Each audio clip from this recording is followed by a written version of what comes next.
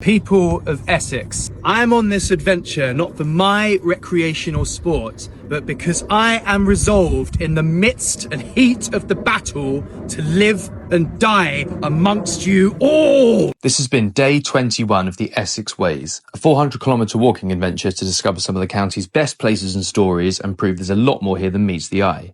Today began in Fobbing, which I boosted through along with Corringham to return to the coast, where I met up with Tom on the marshes at Mucking, which is Saxon for place of the people of Mucka, presumably me old Mucka. At the Thameside Nature Discovery Park, we met site manager Jimmy, who showed us the local sights from the roof, the mighty Thames, the bird-rich mudflats, the superport, and the site of the second largest landfill in Europe, now covered in soil and rapidly being rewilded. After this, we got a bit lost trying to reach the crane with the peregrine falcons nesting on top. The detour took its toll, but we persevered.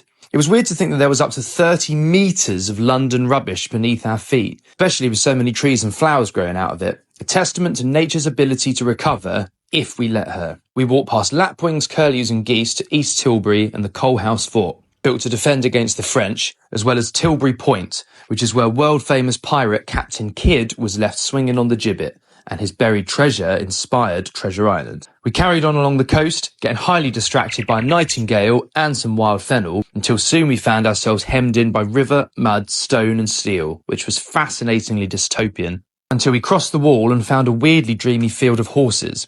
Maybe they wanted us to solve a riddle, because they would not move out of our way. I don't speak horse, but I did have a stick, which got us safely past. Then on to Tilbury Fort, site of Elizabeth I's stirring speech to local men in the face of the Spanish Armada. There was also a cricket match here between men of Essex and Kent, which ended with a riot and a man shot dead. Then on to Tilbury Docks, docking place of Empire Windrush in 1948, which brought hundreds of immigrants from the Caribbean to help rebuild after the war, symbolising a new chapter in Britain's proud multicultural heritage. We finally arrived at the World's End pub, so named by Samuel Pepys, who said this felt like the end of the world.